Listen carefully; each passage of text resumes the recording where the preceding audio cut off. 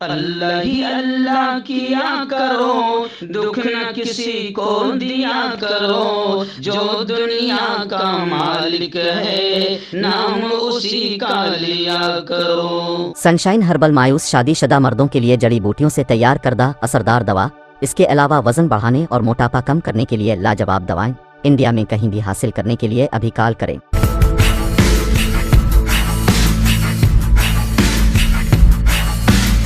जोड़ों की पुरानी से पुरानी लाइलाज तकलीफ जैसे घुटनों का दर्द, पीठ और कमर का दर्द, कंधे, गर्दन और पैरों में दर्द के लिए संधि प्लस। अस्सलामु अलैकुम वरहमतुल्लाहि वबरकातुहू। नाज़रीन, इस्तकबाल है, स्वागत है आपका viral news live studio Jalgaon, Maharashtra, India में। मैं आपका मेज़बान मुफ्ती मोहम्मद हारून नदवी।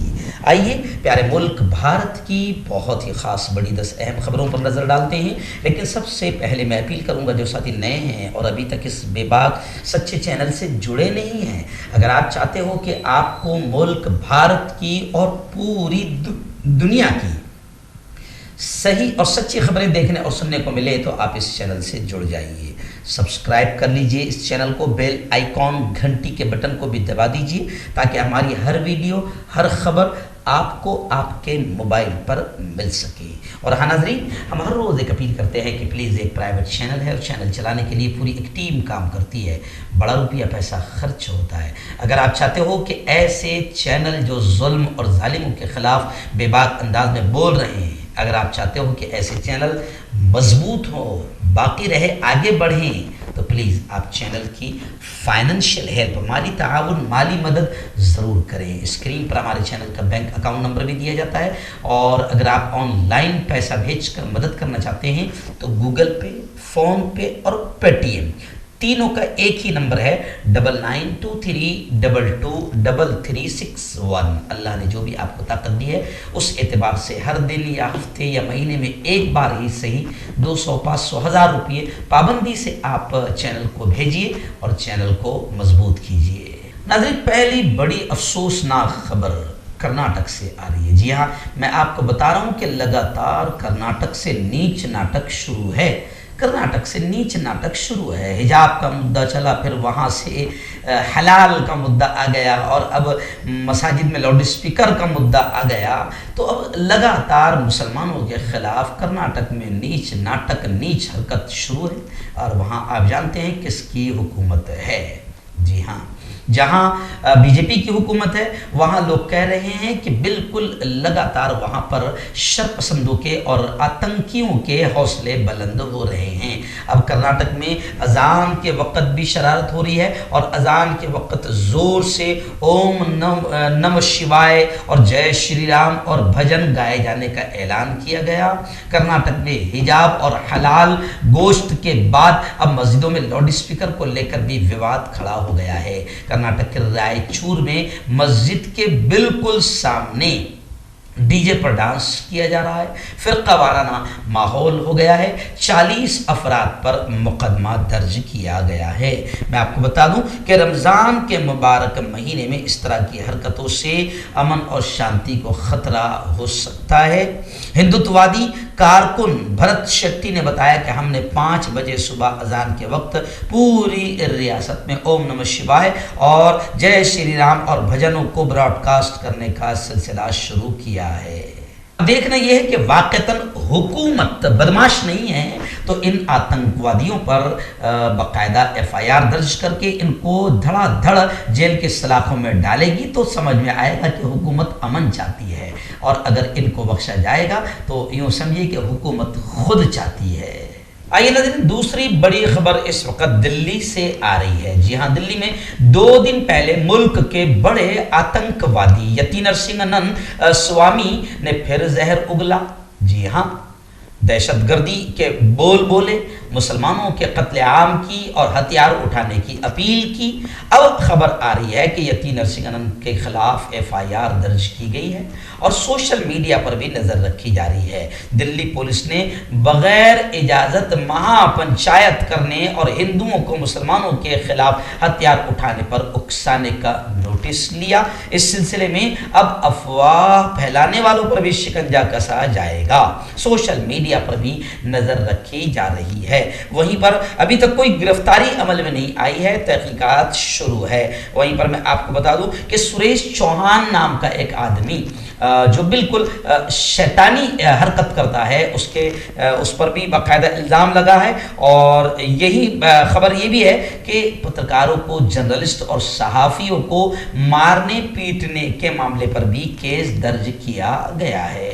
नाज़रीन, ऐसे उत्तर प्रदेश की एक बड़ी खबर आ रही है। खबरें सुनाते हुए मुझे शर्म भी महसूस हो रही है कि पूरे मुल्क में बस ऐसे ही माहौल बना दिया गया है। जी हाँ, गोरखपुर से खबर आ रही है कि गोरखपुर के गोरखनाथ मंदिर पर हमले की कोशिश की गई। एक नौजवान को फिलहाल गिरफ्तार किया गया। पुलिस ने इसे दहशतगर्दाना हमला करार दिया। हमलावर IIT मुंबई से तालीम याफ्ता है, पढ़ा लिखा है। जांच SIT के हवाले कर दी गई है। मैं आपको बता दूं कि गोरखनाथ मंदिर के मेन गेट पर तैनात सिक्योरिटी एहलकार पर हमले को दहशतगर्दाना जाविये से देखा जा रहा है। और ये भी कहा जा रहा है, चीफ सेक्रेटरी ने एक मुश्तरका प्रेस कॉन्फ्रेंस में additional director general of police Prashant Kumar ने कहा कि इतवार की रात मुर्तजा अब्बास नामी शख्स ने गोरखनाथ मंदिर में तैनात सिक्योरिटी फोर्सेस पर हमला कर दिया और मजहबी नारे लगाए। सिक्योरिटी एहलकार ने इसे ज़ेर कर दिया, जिसे बाद में पुलिस ने उसे गिरफ्तार कर लिया है। आइए नाज़रीन, राजस्थान के करौली में जो फसाद फूट पड़ा, आप जानते हैं कि ऐसे नारे लगाए गए कि जिसमें हर किसी को गुस्सा आ जाएगा। और मैं आपको बता दूं कि अब साफ तौर से ये भी माना जा रहा है कि जब भगवा रैली निकल रही है, तो आपको तो मालूम है कि शराफत के साथ तो नहीं निकलेगी। अब भगवा रैली निकल रही है तो फिर उससे मुस्लिम मोहल्लों से गुजरने की इजाजत ही क्यों दी जा रही है, जब मालूम है कि इससे माहौल खराब हो सकता है। तो लोगों का ये कहना है, अच्छे हिंदुओं का भी ये कहना है कि जब माहौल खराब होने का डर हो तो रैलियों को इजाज़त मिलनी ही नहीं चाहिए और मुस्लिम मोहल्लों से गुजरने की इजाज़त ही नहीं होनी चाहिए। और दूसरी खास बात ये कि जब क्लियर तौर से ऐसे नारे लगाए जा रहे हैं और ऐसे गाने बजाए जा रहे हैं कि टोपी वाला मुल्ला भी जय श्री राम बोलेगा, तो ये जाहिर बात है कि हर एक को गुस्सा आएगा और माहौल खराब होगा। तो ऐसे नारे जब पुलिस के सामने बजाए जा रहे हो और पुलिस कार्रवाई न करे, खामोश तमाशाई बनकर खड़ी रहे, तो इसे पुलिस की और प्रशासन की नाकामी माना जाएगा। खैर, करौली फसाद में जिस तरीके से माहौल खराब हुआ है, उसमें एक वाक़या ऐसा आया है कि एक पुलिस वाले शर्मा जी जो जवान हैं, 30-32 साल उनकी उम्र, 31 साल उनकी उम्र बताई जा रही है। कांस्टेबल शर्मा, इन्होंने एक मासूम बच्चे को बचाया। जब उन्होंने देखा कि एक घर में आग लग गई है और वहां से चीखने चिल्लाने की आवाजें आ रही है, तो वो अंदर घुसे और एक मासूम को अपने हाथ में लेकर भागे और 2 औरतों को कहा कि तुम मेरे पीछे तेज बाहर निकलो। तो इस पुलिस वाले ने, ऐसे पुलिस वाले भी है जिनके दिलों में इंसानी दिल है, जी हाँ, और वो तासुब से पाक है। तो इन पुलिस वाले की काफ़ी तारीफ़ की जा रही है और राजस्थान पुलिस ने भी उनकी तारीफ़ की है, पजीराई की है। हम भी उन्हें मुबारकबाद पेश करते हैं उनके इस अच्छे अमल पर। और वो पुलिस वाले जो खामोश तमाशाई बनकर खड़े रहते हैं और आतंकियों को रोकते नहीं हैं, हम उनकी निंदा भी करते हैं। नजर आइए, बड़ी खबर आ रही है। आप जानते हैं एक बेबाक पत्रकार है, जर्नलिस्ट है, राना अय्यूब, जिसने इस वक्त के बड़े बड़े जालिमों की बहुत पहले पोल खोली थी। उसी के बाद से उसे निशाना बनाया जा रहा है और अलग अलग तरीके से टॉर्चर किया जाता है। अभी कुछ दिनों पहले उन्हें बाहर मुल्क जाने से रोक दिया गया था, जहाँ पर वो एक प्रोग्राम में जाने वाली थी। जालिमों को ये डर लगता है कि जहाँ जाएगी हमारा बैंड बजाएगी, हमारी पोल खोलेगी, बाहर मुल्कों में भी हमें नंगा करेगी, तो इससे अलग अलग तरीक़ों से टॉर्चर किया जाता है। तो खैर, पिछले दिनों इन्हें बैरून मुल्क जाने नहीं दिया गया था, लेकिन अभी खबरें आ रही हैं कि राना अय्यूब को बैरून मुल्क सफ़र की इजाज़त मिल गई है। दिल्ली हाई कोर्ट ने उन्हें बैरून मुल्क सफ़र जाने की इजाज़त दे दी है। राना अय्यूब ने मुल्क से बाहर जाने से रोकने के लिए ईडी की कार्रवाई के खिलाफ दरख्वास्त दायर की थी। दिल्ली हाई कोर्ट में राना अय्यूब की तरफ से पेश होने वाली एडवोकेट ने दलील दी कि उनका मौक्किल ईडी के साथ मुसलसल कांटेक्ट में हैं और हमेशा पूछगछ के लिए हाजिर रहने के लिए तैयार है। ईडी ने कहा कि राना अय्यूब जारी मनी लॉन्ड्रिंग केस में तहकीकात से बच रही है। तो उनके वकील ने जब कहा कि वो तो हमेशा ईडी के साथ है, अरे जो फरार हो गए हैं, करोड़ों अरबों रुपए लेकर निकल गए हैं, उनका कुछ नहीं कर पाए हो और उन्हें ला भी नहीं पाए हो, और दुनिया जानती है कि किस किस के सपोर्ट पर वो बाहर गए हैं। तो लोग कह रहे हैं कि राना अय्यूब, ईडी के उनके वकील ने दलील दी है कि राना अय्यूब तो बाकायदा ईडी के हर बुलावे पर हाजिर होने को तैयार है। तो खैर अब दिल्ली हाई कोर्ट ने राना अय्यूब को बैरून मुल्क सफर करने की इजाजत दे दी है। नाज़रीन, सोशल मीडिया पर एक वीडियो काफ़ी वायरल हो रही है। जी हाँ, वो वीडियो क्या है, इंटरनेशनल न्यूज़ में भी उसकी तफसील बताऊंगा, लेकिन वो वीडियो वायरल हो रही है कि अमेरिका में जो न्यूयॉर्क टाइम्स स्क्वायर है, जो अमेरिका का सबसे मेन अहम चौराहा माना जाता है, उस चौराहे पर अमेरिका की हिस्ट्री में पहली बार नमाज तरावीह अदा की गई। जी हाँ, ये वीडियो काफ़ी वायरल हो रही है। गल्फ टुडे की रिपोर्ट के मुताबिक हफ्ते के दिन रमजान के मौके पर अमेरिका की तारीख में पहली बार मुसलमानों ने अमेरिका के इस मशहूर मकाम टाइम्स स्क्वायर पर बाजमात तरावी की नमाज अदा की। न्यूयॉर्क टाइम्स स्क्वायर पर नमाज तरावी का एहतमाम करवाने वाले मुंतजिमीन ने मकामी मीडिया को बताया कि अमेरिका में रहने वाले मुसलमान न्यूयॉर्क शहर के बिल्कुल main city, heart of the city में वाक़ इस अलामती मकाम पर रमज़ान इसलिए मनाना चाहते हैं ताकि दूसरों को ये दिखा सकें कि इस्लाम एक पुरअमन मज़हब है। वहीं पर मैं आपको बताऊं कि इस वीडियो के वायरल होने के साथ साथ ये भी दिखाया जा रहा है कि ये एक मुल्क है अमेरिका, जहां मेन चौराहे पर 1 घंटे तक नमाज अदा की जा रही है और किसी को कोई तकलीफ नहीं हो रही है।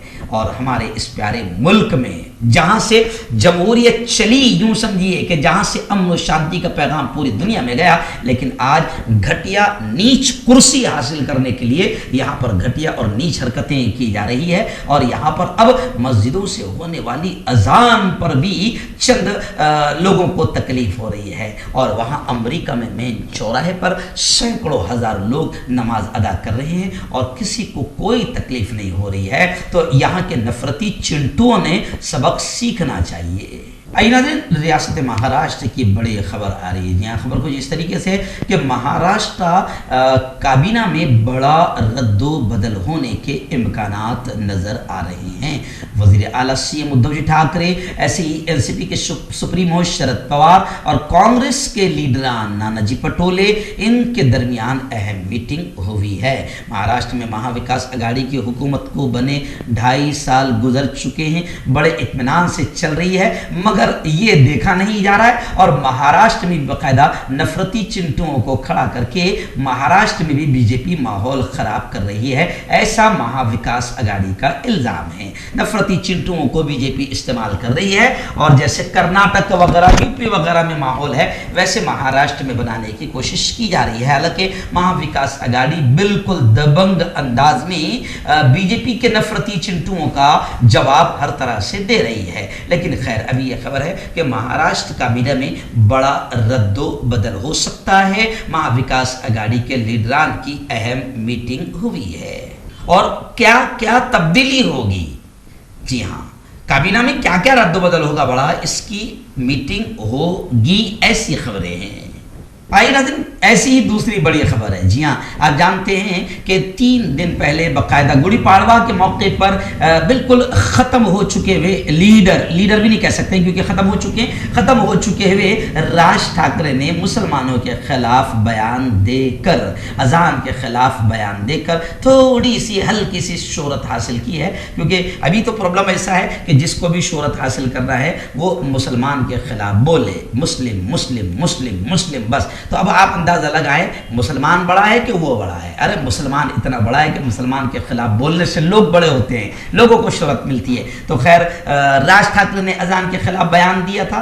अब स्क्रीन पर आप तस्वीर देखें कि मरकजी वजीर, बीजेपी के कद आवर नेता नितिन गडकरी महाराष्ट्र में सरगर्म हो गए और तस्वीर दिखा रही है कि राज ठाकरे के साथ खड़े हैं। जी हाँ, अब कहा यह जा रहा है कि उद्धव हुकूमत की परेशानी बढ़ सकती है, लेकिन ये तस्वीर बता रही है कि राज ठाकरे का अजान के खिलाफ, मुसलमानों के खिलाफ बयान स्क्रिप्ट कहाँ लिखी गई थी, यानी पर्दे के पीछे कौन है और राज ठाकरे को कौन इस्तेमाल कर रहा है, और महाराष्ट्र में नफरतों का बीज कौन बो रहा है और कौन किसको इस्तेमाल कर रहा है। तो ये तो चीज बता रही है। और खबरें हैं कि उद्धव हुकूमत की परेशानी बढ़ेगी, लेकिन उद्धव, शरद पवार, नाना पटोले, ये तमाम लोग इतने जबरदस्त दबंग लीडर है कि इनके हर चाल और मंसूबे को 2.5 साल से नाकाम करते चले आ रहे हैं। आइए उत्तर प्रदेश से एक बड़ी और अफसोसनाक खबर आ रही है, वहां से अफसोसनाक की खबरें अक्सर आती है, ये और एक अफसोसनाक खबर आ रही है। जी हाँ, कहा जा रहा है कि योगी हुकूमत अब मदरसों पर नुकेल कसेंगी। यूपी सरकार का कहना है कि मदरसों पर अब नुकेल कसी जाएगी और वक्फ की जो मकबूजा ज़मीनें हैं उन पर बुलडोज़र चलाया जाएगा। उत्तर प्रदेश में योगी हुकूमत ने के मवेशियों, दूध की तरक्की और अक़लियती बहबूद के वज़ीर धर्मपाल सिंह ने कहा है कि वक्फ बोर्ड की ज़मीनों से गैर कानूनी तजावुज़ात को हटाने के लिए बुलडोज़र चलाया जाएगा। उन्होंने कहा कि रियासत में सिर्फ वही मदरसे चलेंगे जिनमें दहशतगर्दों को तालीम नहीं दी जाएगी। यानी या तो आप इनकी जहालत का अंदाज़ा लगाएं या इनके दिमाग में भरे हुए जहर का अंदाज़ा लगाएं। जिनमें दहशतगर्दों की तालीम नहीं दी जाएगी, इनको बाकायदा देवबंद, दारुल देवबंद वगैरह में ले जाया जाना चाहिए या इनको हिस्ट्री बताई जानी चाहिए कि यही मदरसे थे जिन्होंने मुल्क को आज़ाद कराया है। खैर, धर्मपाल सिंह ने कहा है कि वक्फ बोर्ड की ज़मीन पर माफिया का कब्जा है, हम इसे आज़ाद कराने के लिए काम करेंगे, बुलडोज़र भी काम करेंगे। जी हाँ, तो खैर ये एक बयान आया है। वहीं पर दूसरा बयान आया है, नवरात्रि पर गोश्त की दुकान बंद करने का कोई हुक्म नहीं दिया गया। यूपी इंतजामिया ने ऐसी वजाहत की है। उत्तर प्रदेश के कुछ जिलों में गोश्त की दुकानों के बंद होने की खबरों के दरमियान यूपी हुकूमत ने पीर को ये वाज़े कर दिया कि गोश्त की दुकानें बंद करने का ऐसा कोई भी हुक्म जारी नहीं किया गया है। दिन महाराष्ट्र की मुंबई से फिर बड़ी खबर आ रही है। आप जानते हैं कि राज ठाकरे जो बिल्कुल यूँ समझिए कि ख़त्म हो चुके हैं, लेकिन अब थोड़ा थोड़ा उभरना चाहते हैं, या फिर अपोजिशन या सत्ताधारी पार्टी का ये कहना है, महाविकास आघाड़ी का, कि उभरना नहीं चाहते हैं बल्कि बीजेपी उन्हें उभार रही है।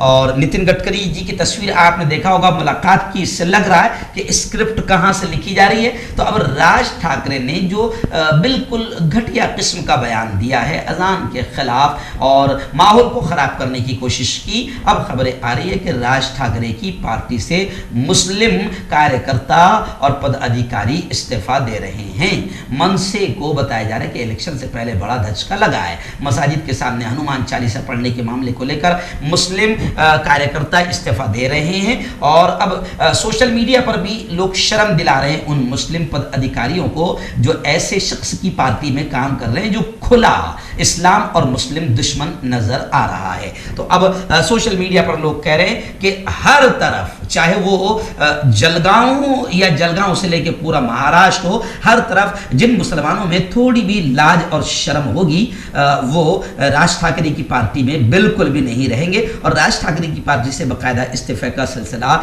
शुरू हो चुका है। वहीं पर मैं आपको बता दूं कि अब मुसलमानों से भी ये कहा जा रहा है कि राज ठाकरे का ये बयान सिर्फ माहौल को ख़राब करने के लिए, मुसलमानों को जज्बात में नहीं आना चाहिए।